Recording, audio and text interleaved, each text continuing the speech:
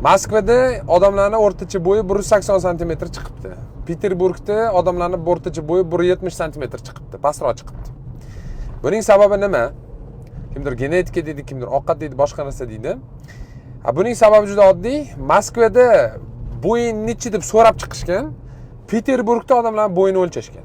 Shuning uchun Moskvada uzunroq chiqqan, Peterburgda esa kamroq chiqqan. Eng qizig'i shunaqa statistika o'tkazilgan haqiqatan ham. Va bu yerda gap bo'y haqida ketmagan. Bu yerda boshqa narsa haqida gap ketgan. Og'zaki so'rashganda statistika doim yaxshi tomonga buziladi. Xiyonat haqida ham, kim qancha pul topish haqida ham xuddi shunaqa. Og'zaki so'rab chiqsangiz, yo, hammasi yaxshi.